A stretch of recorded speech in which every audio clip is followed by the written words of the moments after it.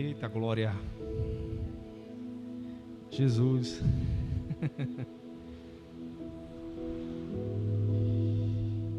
Aleluia. Você que está com a palavra de Deus em mãos aí. Você que está com sua espada, né?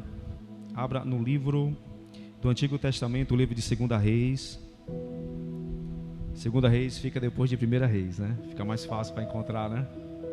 É de Deus. É o capítulo 7.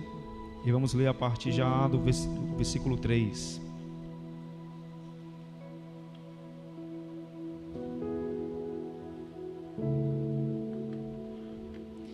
Segunda Reis, capítulo 7, a partir do versículo 3.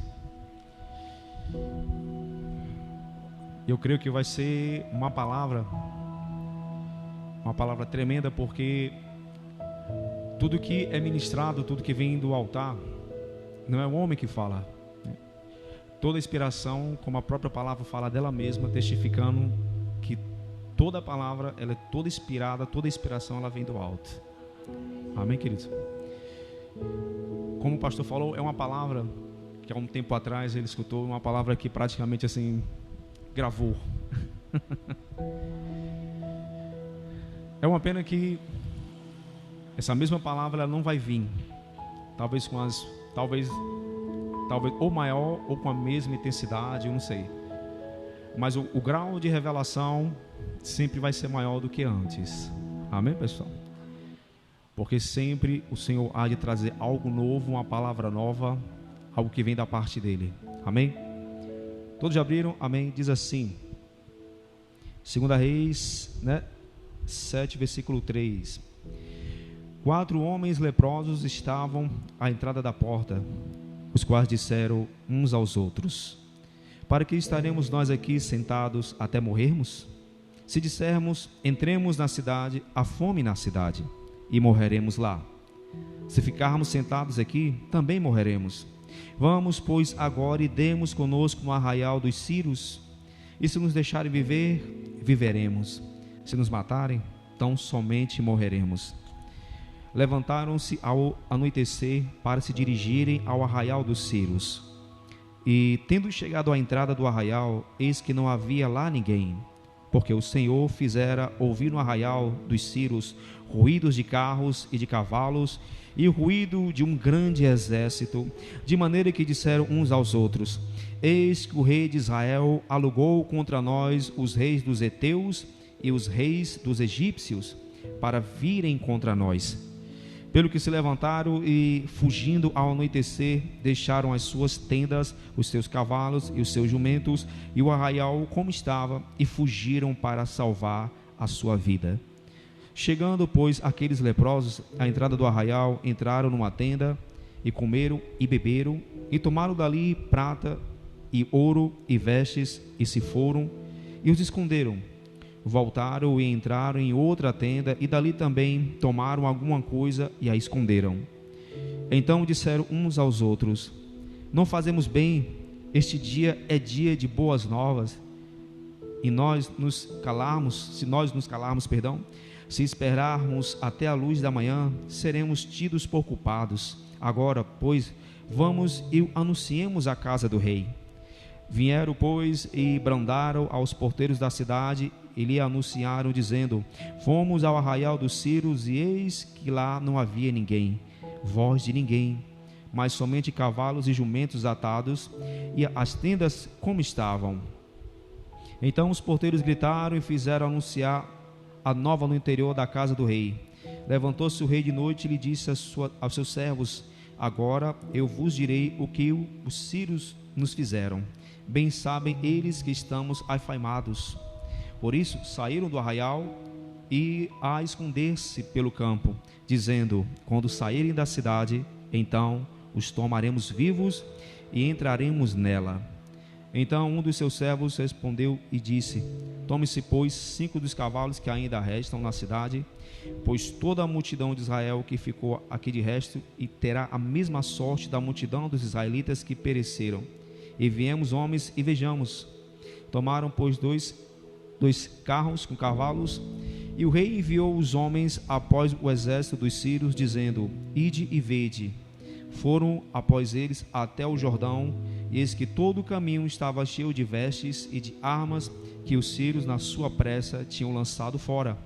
Voltaram os mensageiros e o anunciaram ao rei. Amém, pessoal? Então, somente até aí. Podeis assentar, você que não leu a Bíblia hoje. Aleluia. Se você não leu a Bíblia hoje por conta das correrias de vida, tirou um pouco do atraso, né? Deu para ler Deu para ler bastante alguns versículos. Ou texto grande. Amém, pessoal?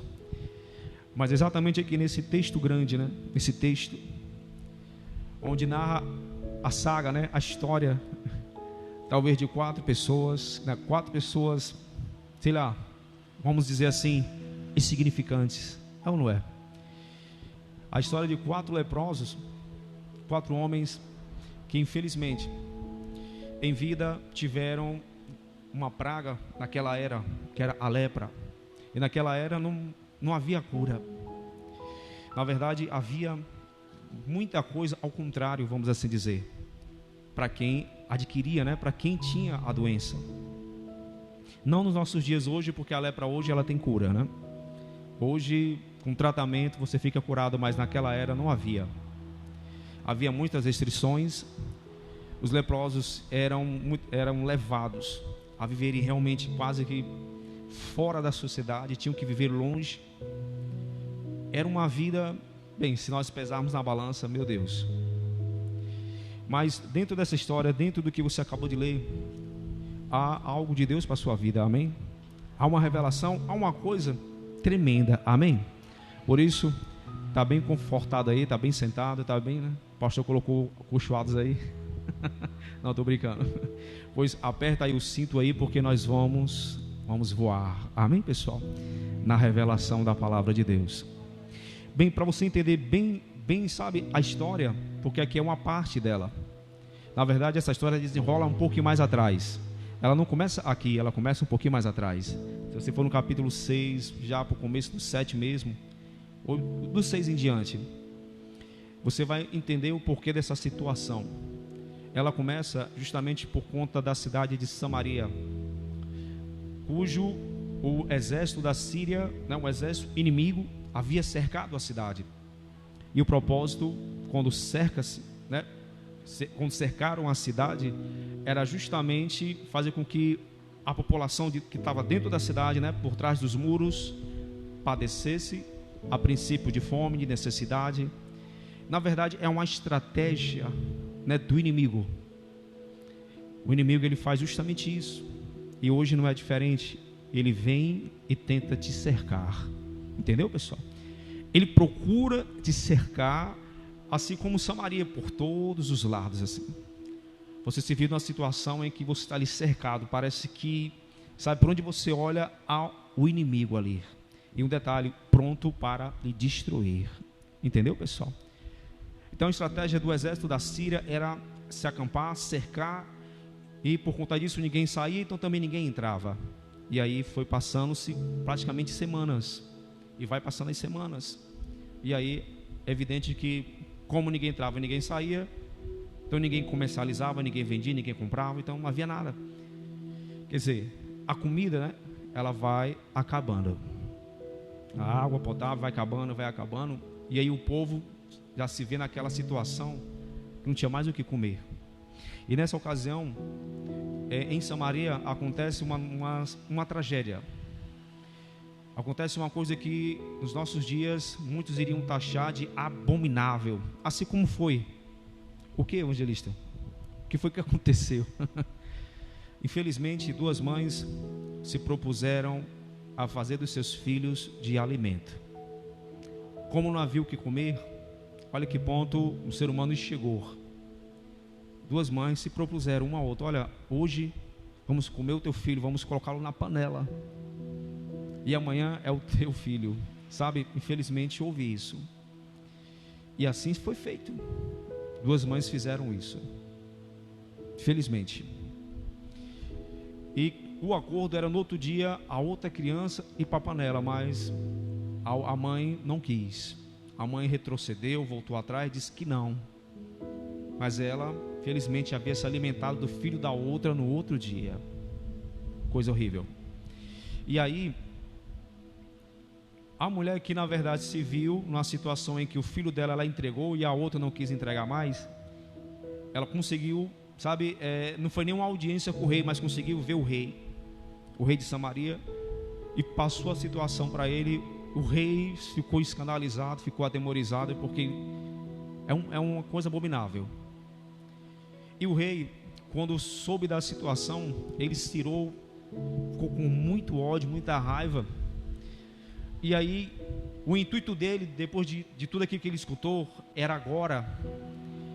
Bem, se você perguntar o porquê que ele foi contra o profeta, contra um homem de Deus chamado Eliseu, o profeta Eliseu. O rei havia dito, sabe, aos quatro ventos: olha, antes que termine o dia, o profeta vai perder a cabeça. Se você me perguntar por que colocaram a culpa no profeta, a gente vai entender isso um pouquinho mais quando você voltar mais atrás. Quando o rei envia soldados, um capitão, por sinal, com soldados, até o encontro do profeta. E o soldado, o capitão, na verdade, é o capitão, você vai entender que capitão é esse, capitão do exército do rei de Samaria. Ele chega até o profeta e até afirma: olha, tudo que está acontecendo em Samaria vem do Senhor. E aí, o profeta, o homem de Deus, como nós sabemos, ele é a voz, ele representa o Senhor na terra. Amém, pessoal? Isso quando Deus o chama, o consagra, o unge, né? E aí, quando esse capitão chega até o profeta traz uma palavra que vem do alto. Amém? Assim como hoje vem uma palavra de Deus para a sua vida. Aleluia. Se segura aí. E aí o que acontece? O profeta já anuncia: assim diz o Senhor. Amém, pessoal? Isso é muito forte. Quando o profeta abre a boca para dizer assim diz o Senhor, não era, sabe, mais ninguém a não ser ele. Era o próprio Deus falando. Amém, pessoal? E quando Deus fala, aquela história sai de baixo. Sai da frente aí. Porque quem falou não foi o homem, foi o Senhor. E aí o profeta havia dito: olha, mais ou menos por essa hora, que seria, bem, diz a teologia que seria mais ou menos ao meio-dia. Mas olha, mas por essa hora em Samaria vai haver uma abundância de comida, vai haver uma prosperidade, o comércio vai ferver. Olha, a situação, ela vai inverter aí. E aí o capitão ouvindo o homem de Deus falando, o capitão disse: olha, nem que Deus abrisse janelas nos céus, isso aconteceria. E aí de imediato o profeta diz: olha, só porque você falou isso, você vai ver, mas você não vai desfrutar. Eita Jesus. O profeta ali a princípio lançou uma sentença. Amém, pessoal? E entre o capitão e o profeta, a Bíblia para justamente aqui e já vai justamente para os 4 leprosos. E queridos, aí agora começa a saga dos 4 leprosos. Como o texto que acabamos de ler fala, eles estavam na entrada, na porta da cidade de Samaria. 4 homens com a doença incurável, homens que estavam fadados a morrer. O destino de um leproso naquela era, felizmente, era a morte. Não havia saída. Era a morte. Mas nem, será que não escapava ninguém? Escapava. Poderia sim, pessoas, de repente, dependendo da situação ou o grau que se encontrava a lepra, poderia até conseguir a cura, né? Se curava. Mas era certo que aqueles homens iriam morrer. Então eles começam a indagar: vem cá, nós vamos morrer se ficarmos aqui. Se ficarmos no estado de paralisados aqui, só olhando para o tempo, nós vamos morrer. Se entrarmos na cidade, lá tem fome, né? Vamos morrer. E se formos até o exército da Síria de encontro a eles, vamos morrer. Você pode reparar que não existe, né? Poxa, não tem uma saída, não tem nada.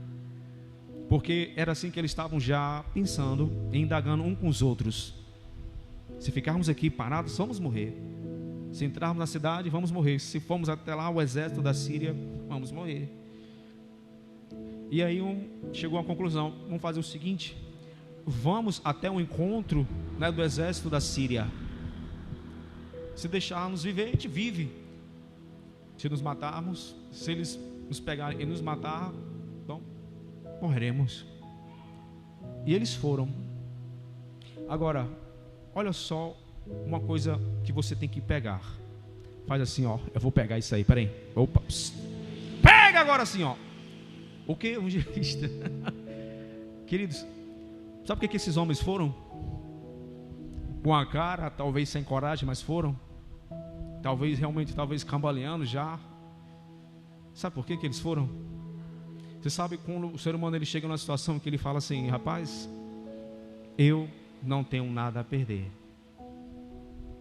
Sabe?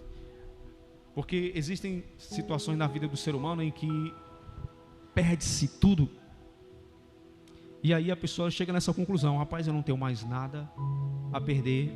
E isso quando ela se vê numa situação que ela vai dizer assim: eu vou encarar, eu vou para cima. Por quê? Porque eu não tenho mais nada a perder. Assim eu digo para você, você que vem à igreja, você que vem, né, aos cultos, você que está aqui constante, está ali, sabe? Uma coisa eu digo para a igreja não tem nada a perder.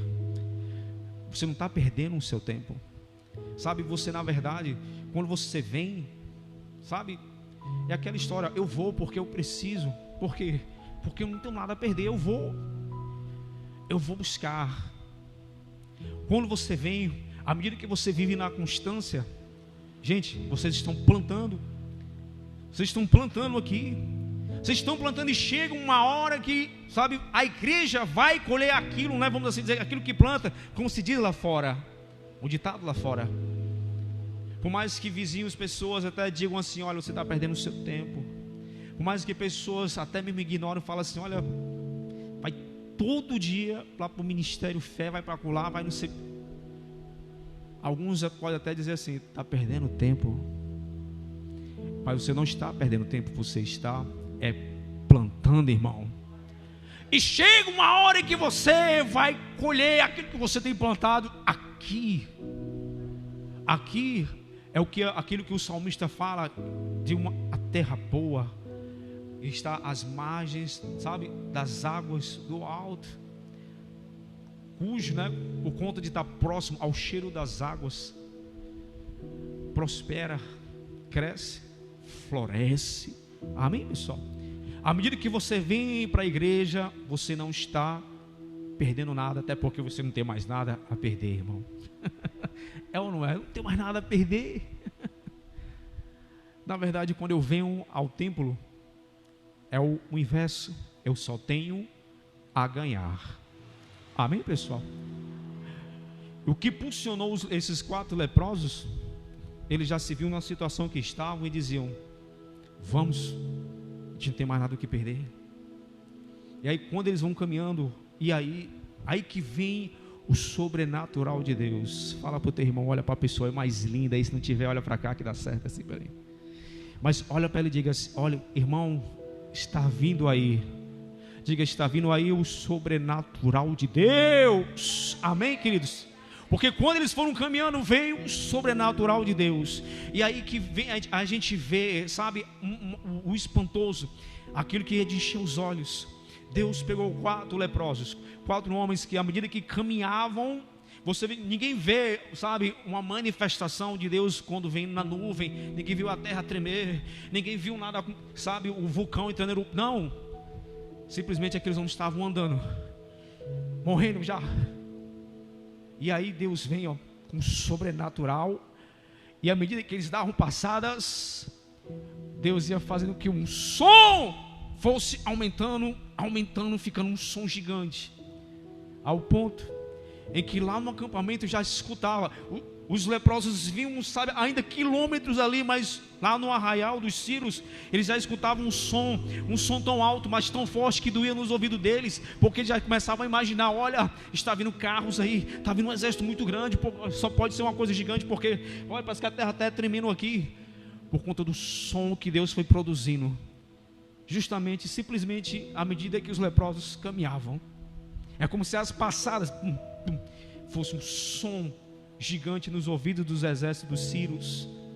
E para eles era uma coisa, foi tão forte que eles tiveram que fugir. Eles fugiram. Sabe o que é fugir? Mas não é fugir dizendo assim: peraí, está vindo um exército inimigo ali, mas peraí, daqui a meia hora eu vou. Está vindo assim um inimigo, mas daqui a meia hora eu vou. Não, 1 hora dá tempo, eu vou tomar um banho, eu vou almoçar. Não. Quando eles escutaram, de imediato, embora, irmão, embora. Deixaram, foi tão forte, nem os cavalos, nem os jumentos, até quando a gente leu no finalzinho do texto, espadas, arcos, roupas, mantas, deixaram pelo meio do caminho. Olha o que Deus fez, amém, pessoal? E o mais absurdo da coisa é que Deus usou 4 leprosos. Aí você imagine o que Deus não poderá fazer com você. Você imagina o que Deus está olhando, imaginando e pensando, arquitetando como vai usar você. Sabe, Deus já está arquitetando. Como vou fazer? Queridos, foi tão tremendo que quando os leprosos chegam, quando não vê ninguém, olharam, realmente não viram nada. Agora, o curioso, preste atenção no texto. O exército escutou um som de carros e cavalos de um exército gigante. Eles escutaram. Agora os animais não escutaram. Os cavalos ficaram, os jumentos ficaram, mas porque se fosse uma coisa assim tremenda, uma coisa, até os cavalos se assustariam com o som. Mas Deus preservou os animais, deixou eles. Era só nos ouvidos dos sírios. Amém, pessoal? Está entendendo? Então eles entraram, os leprosos chegaram, entraram nas tendas e foram vindo bebida, comida, encontraram, sabe, coisas preciosas e começaram a tomar para si. Então eles, comendo ali, bebendo, passando, e as horas passando, eles começam a pensar: peraí, o que estamos fazendo? A gente está aqui desfrutando, enquanto que a cidade, o pessoal está passando fome. Não, estamos fazendo errado, vamos fazer o seguinte, vamos... Olha, eu achei interessante, pastor, eu achei uma palavra que a gente pode chamar de evangelho aqui, quando ele diz: vamos até a cidade levando boas novas. O evangelho. Está entendendo, gente? Eles olham: vamos até a cidade levar boas novas, levar uma boa notícia, vamos avisar, até porque é um erro desfrutarmos, enquanto que lá na cidade a fome. Se nós pegarmos em miúdos, e olha que essa palavra é interessante, eu nunca tinha falado isso, mas se prestar bem atenção, você que está aqui, você desfruta da mesa do rei. Amém, pessoal? Eu digo a mesa do rei, mas não é aquela mesa não. Não é aquela mesa, mas é uma mesa do rei, aonde só se assenta nela quem, evangelista, assim, deputados federais, estaduais. Não, esse pessoal nem chega perto, porque só chega perto quem tem a marca que é o sangue do Cordeiro sobre a sua vida. Só esse que senta na mesa para comer com o rei. E quando digo o rei, é o rei da eternidade, aquele que vive eternamente. Amém, pessoal? Você que está aqui, você senta. Gente, eu não estou vendo mesa não, mas tem uma mesa aí? Tem, irmão. É porque se o seu corpo falasse justamente com o seu espírito, o seu espírito diria: ei, marcha, velho, ei, chafé, olha, estou me banqueteando aqui. Estou preenchendo um vazio, né? Uma fome espiritual, você está entendendo? Então o que acontece? Os leprosos, eles decidiram, sabe, ela estava com a barriga cheia, aquela coisa, não, vamos lá. Se você que está aqui desfrutando da mesa do rei, então você não pode a princípio só conter para si, mas você também tem que ir lá em Samaria, ir lá fora, levar a boa nova e dizer: ei, vizinho, ei, você que está na rua aí, ó, está com fome? Ó, há bastante comida ali, ó. Entendeu, pessoal? Quem está entendendo a simbologia, né? Amém? Então eles foram, anunciaram, e a notícia chegou à casa do rei, e o rei se precaveu, foi até o arraial dos Sírios e viu que realmente eles tinham ido embora. E ali, queridos, como era um exército grande, então havia muita comida, havia muito objeto, muita coisa preciosa. E aí a notícia chegou até a população de Samaria, da cidade, e a cidade em peso, quando ouviu que o rei já se encontrava lá no arraial e que era seguro ir até lá. Aí o que você acha? Uma população praticamente já com fome há não sei quantas semanas. Quando abriu os portões e disseram a comida lá no arraial dos Sírios, meu amigo, o que foi de gente correndo, né? Pegando vasilha, sei lá o que foi, se arrumando, correndo. E aí que o capitão o capitão, quando vê o movimento, aquele povo correndo, dá para se imaginar ele vendo aquele movimento, a cidade toda de uma vez só correndo, passando pelo portão. E aí, interessante, a Bíblia fala que ele foi levado em meio à multidão, o pessoal empurrando, e ele foi pisoteado. Ele morreu. O capitão morreu. E aí, vale salientar, foi o que o profeta disse: você vai ver, mas você não vai desfrutar. Ali o profeta lançou a sentença, não veio dele, mas veio do alto. E ali ele morreu. E aquilo que o profeta falou, que é mais ou menos por essa hora, mais ou menos meio-dia, aqui na cidade vai haver prosperidade, vai haver abundância. E assim foi acontecendo. Porque no que o povo foi até o arraial, imagine aí, começaram a trazer tudo, mas é tudo. E a cidade que não tinha nada para comer, agora tinha bastante comida. Havia objetos preciosos e começou um negócio, vai e vem, troca tal, moeda de troca, tal, troca isso por isso e tal, e começou o comércio. Só que entenda, havia a comida, objetos preciosos, vestes, roupas, não sei, o comércio era tudo barato. Tipo, faz de conta que hoje, de repente, o Nonato Atacarejo pega e fala assim: olha, promoção, arroz, 1 quilo de arroz está agora a R$1. O que você acha que vai acontecer, meu amigo?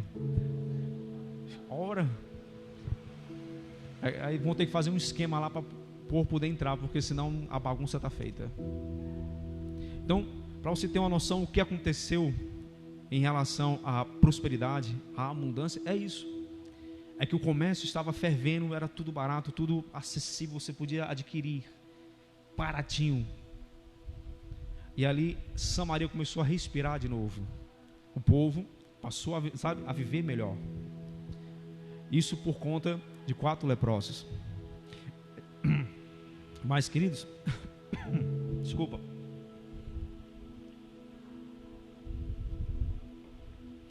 Mas o que aconteceu, esse movimento todinho, essa situação dos 4 leprosos, toda essa situação toda, se você pegar bem direitinho a história, se você subentender o que foi que aconteceu aí, você vai ficar estarrecido. Mas com que, evangelista? Deus não deu a vitória, né? Deus botou o exército inimigo para correr. O povo que estava passando fome agora tinha abundância. Deus agiu com sobrenatural, tá? Irmão, existe muito mais. Existe algo muito mais profundo do que isso aí. Toda essa situação todinha, ela aconteceu. Vou lhe explicar. Porque o bendito, não vou nem chamar de outra coisa, do capitão, cuidado. Fala pro teu irmão, cuidado com o capitão aí, irmão. Na verdade, cuidado. Diga pro seu irmão, cuidado. Pode dizer, cuidado. Com quê?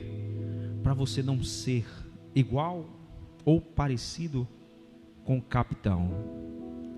Diga, eu não quero ser igual ao capitão. Não, quero não. Diga assim, quero não, quero não. Queridos, toda essa situação todinha, essa reviravolta todinha, esse reboliço todinho, porque o capitão, quando ele chega até o profeta, atrás justamente até de pegar o profeta e pegar no pescoço do profeta, né, com raiva, com ódio, porque assim se julgou que toda a culpa de tudo aquilo que estava acontecendo com Samaria era por conta de Deus. E já que o capitão veio atrás, né, vamos assim dizer, de uma resposta, o profeta falou que, olha, por essa hora, amanhã por essa hora vai haver abundância na cidade. O capitão falou o quê? Nem que se Deus abrisse janelas dos céus, isso aconteceria. Gente, o capitão ali, quando ele expressa isso, ele estava dizendo para Deus que ele não seria capaz de fazer uma mudança radical, vamos assim dizer, nem que ele, próprio Deus, abrisse janelas dos céus, isso não aconteceria. Está entendendo? Você imagine Deus ouvindo isso. A gente pode até imaginar o seguinte: Deus se levantando no trono, olhando para o capitão e dizendo: como é, amigo? Como é, amigo? Você está dizendo que eu não posso fazer? Você está dizendo que nem que eu abrisse janela nos céus, isso não aconteceria? Você está, em outras palavras, resumindo, você está duvidando de mim? Você acha que eu não sou capaz de mudar o cerco que está acontecendo? Você acha que eu não sou capaz de mudar a situação de uma cidade inteira? Você acha que eu não sou capaz de botar um exército todo para correr? Então você está me limitando. Você está dizendo que eu não posso. É como se eu dissesse: você está dizendo que eu não sou o Todo-Poderoso? Você imagine Deus lá no seu trono ouvindo tal coisa. Aí você imagine o que ele não ouve de nós, né? Na verdade, ele ouve de toda a população do planeta. A Bíblia mesmo ensina que nada escapa aos seus olhos, nada escapa aos seus ouvidos. Nada, não, nada. Deus ouve todo o clamor, toda oração, ouve. Mas não é todo clamor, toda oração que ele responde. Ouvir, ele ouve.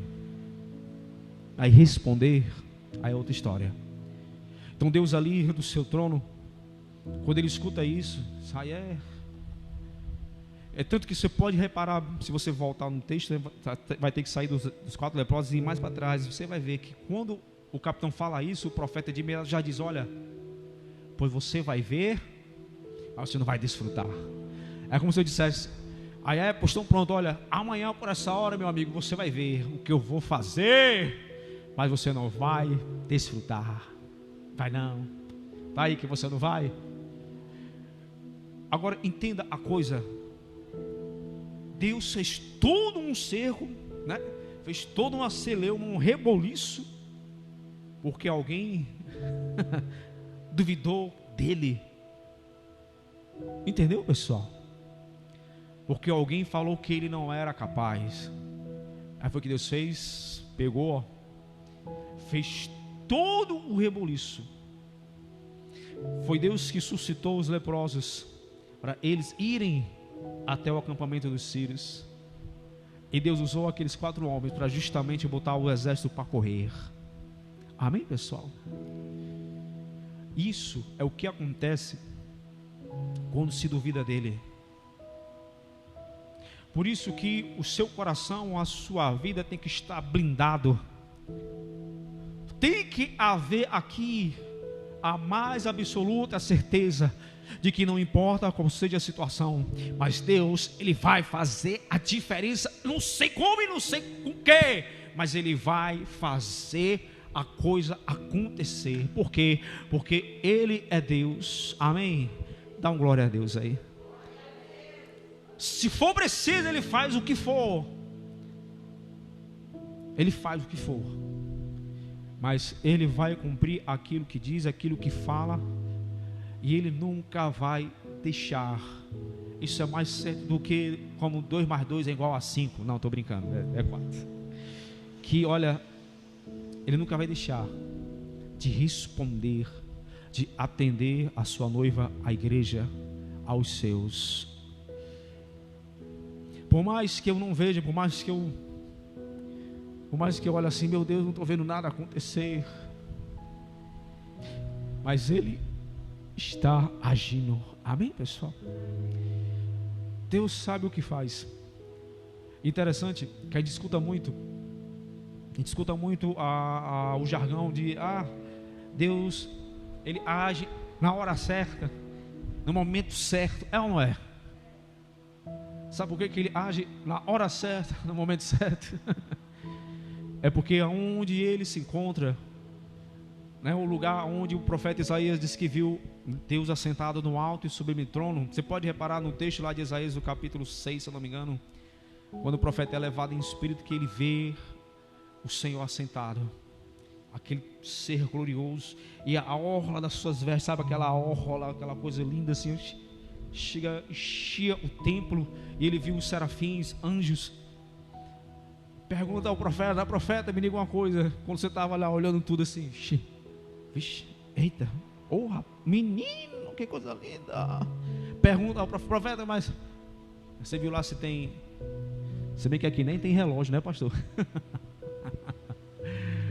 Pergunta o profeta Isaías, você viu algum relógio lá e tal, os ponteiros, marcando o tempo? Não, porque aonde Deus está, aonde Ele se encontra, Ele não precisa do tempo, Ele não precisa do relógio, Ele não precisa do calendário, Ele não precisa de dia.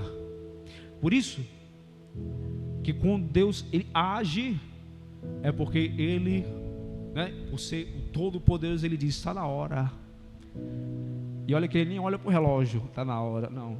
Ele diz, vou agir. E aí o ser humano, nós pequeninos,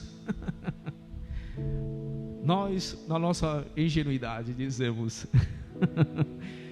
Deus agiu na hora certa, no momento certo. Nós dizemos, mas Ele não está preso a relógio, a tempo, a nada. Por isso que o apóstolo Pedro, ele ensina em uma das suas cartas à igreja, dizendo que para Deus um dia é como se fosse 1000 anos, e 1000 anos é como se fosse um dia. Imagine aí, 1000 anos é como se fosse um dia.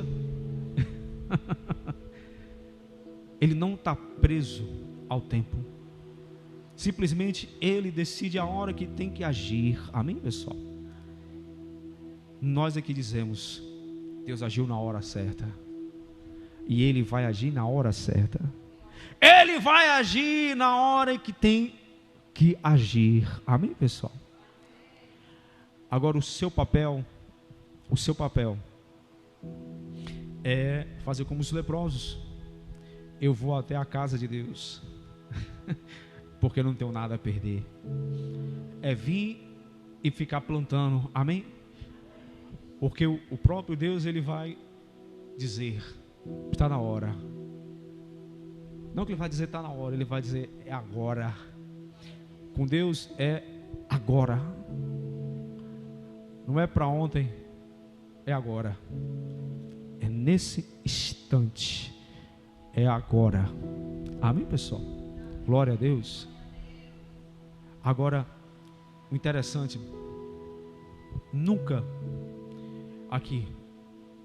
realmente não nos devemos nos pegar, naquela assim, será que Deus vai agir? Será que vai acontecer? Será que Deus realmente está ouvindo a minha oração?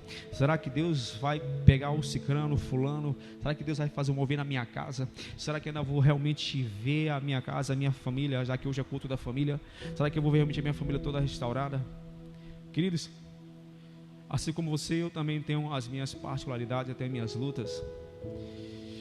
E eu, a princípio, me esforço para descansar nele, porque eu sei que Ele vai agir, até porque o próprio Deus, agindo homens de Deus, falou ao meu coração que Ele vai fazer a obra no meio da minha casa.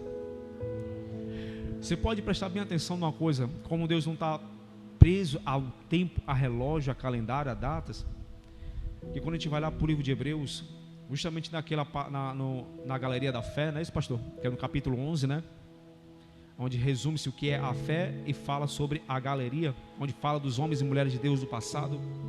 E tem um momento em que o autor de Hebreus, ele fala que homens e mulheres do passado lá, daquela era, que muitos, interessante, você pode ler, acho que está no capítulo 11 em diante, é bom que você já tenha uma leitura bacana, é que homens e mulheres no passado, muitos, a Bíblia fala que muitos não viram a promessa de Deus se cumprir. Muitos não viram a palavra que foi profetizada, ou a escritura, ou a profecia, ela se cumprir. Muitos morreram, muitos ficaram esperando a promessa se cumprir, mas muitos não viram, morreram sem ver a promessa. Mas o autor diz que esses homens e mulheres, por mais que estivessem ali fechando os olhos, eles, pelos olhos da fé, eles já contemplavam, eles já viam Deus agindo. Eles estavam fechando os olhos, mas eles sabiam aqui que Deus iria agir e eles estavam vendo. Amém, pessoal? Pelos olhos da fé. Amém, pessoal? Para você ver como Deus não está preso ao tempo.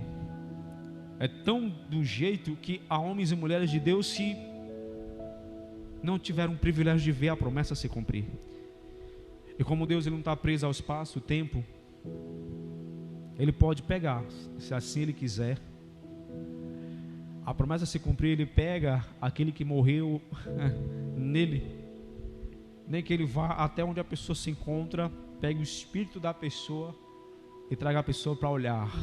Aí, Ele não disse que eu ia fazer, eu não disse que eu ia cumprir. Amém, pessoal? Olha, quando a Bíblia fala que todas as coisas, material, orgânica, universo, está sujeito a Ele, é porque Ele faz o que Ele bem quer. Amém, pessoal? Isso já é uma outra história que a gente vai aprender depois. Amém? E para fechar isso aqui, que é interessante, para a gente subentender o porquê que tudo isso aconteceu, né? Sabe por que Deus usou os leprosos? Quando você, subentende que foi porque alguém duvidou de Deus. Nossa, diga assim: o meu Deus é feroz. Ele é feroz para cumprir o que Ele diz. Amém, pessoal? Para fechar aqui, eu vou até falar para a igreja uma coisa bem simples, um pequeno testemunho. Eu estava na congregação e havia, geralmente sempre há, né, sorteios, né, de um kit de beleza e tal, né, para ver se faz milagre, né, na vida da pessoa, né, ver se faz milagre, né, kit de beleza, isso ou aquilo, tal, se faz um sorteio tal ali e tal. E aconteceu de uma vez eu ganhei. Puxaram o nomezinho ali, opa, evangelista lá, eu ganhei. Rapaz, é bênção, né? Passa-se, vem outro sorteio, tal. E aí, sorteando era outra coisa. Eu estava no altar, aí quis escolher um pouco aqui na parede e pensei aqui assim comigo: rapaz, Deus não me daria esse privilégio de ganhar de novo, não. Deus não faria isso, não. Faz não. Eu falei aqui, no altar e falei aqui, amém, pessoal? Entendeu, né? Pensamento aqui. Falei, não, Deus não era capaz de fazer isso, não. De eu ganhar de novo, Deus não vai fazer isso, não. Faz nada, Ele não vai fazer, não. Quando o pastor puxa aqui o papelzinho, ele: gente, olha, não acredito, o evangelista ganhou de novo. Aí eu chega, eu fiquei até: eu ganhei de novo. E no minuto antes eu disse: Deus não ia conseguir fazer eu ganhar de novo isso aí, não. Deus vai me dar de novo, vai não. Aí puxou o meu nome. Jesus. Gente, com Ele, com Deus, Ele faz tudo, não é que seja ao contrário, Ele faz tudo para que Ele seja glorificado. Não tem um ditado que diz que um raio não cai 2 vezes no mesmo lugar? É ou não é? Mas se Ele quiser, Ele faz o raio cair no mesmo canto de novo. Não tem dizem que o pau que nasce torto, morre torto.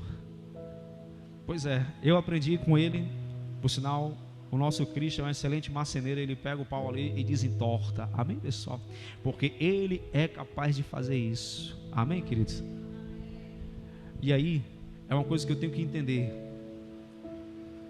Na presença dEle, como é que você se expressa? Como é que você tem buscado? O que é que você tem falado com Ele? Como você diz? Como você fala? Porque, queridos, a Bíblia, ela até nos ensina que devemos entrar no Santo dos Santos com toda a ousadia, porque o caminho já está aberto. Amém? Nós podemos entrar no Santo dos Santos e diretamente falar com Ele. Até a Bíblia até manda entrarmos em juízo com Ele, mas não como muitos por aí afora, né? Que afirmam que devemos colocar Deus contra a parede. É tipo, Deus, você tem que me dar, ou o Senhor me dá, ou o Senhor desce. Aí eu não sei quem é que sobe ou quem é que desce nessa hora, mas tem gente que fala isso, né? Entendeu?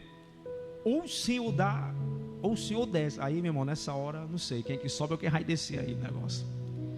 Mas a questão é que quando eu entro em juízo com Ele, quando eu vou bater cabeça com Ele, eu tenho que saber me expressar. Amém? Deus não é menino, Deus não é qualquer um. Ele quer que você chegue até Ele. A coisa que Ele mais quer, venha. Ah, venha! Quer vir? Então venha, se achegue. É como se Deus dissesse, venha, se achegue até mim, porque eu não mordo. Eu não mordo não, rapaz. Entendeu, gente? Se achegue até Ele. Lógico, com temor, né? Com aquele tremor. Saiba se expressar diante dele. Amém, pessoal? Converse com Ele. Na sua vida, no dia a dia, em qualquer momento, vai ter situações em que você vai ser pego, onde você vai falar de uma forma ousada. Amém, pessoal? Eu, inúmeras vezes, em muitas situações, já me vi em que eu falando por vento e Deus, Ele respondia. Para fechar aqui, pode até ficar de pé, em nome de Jesus, pode aplaudir essa palavra. Aleluia.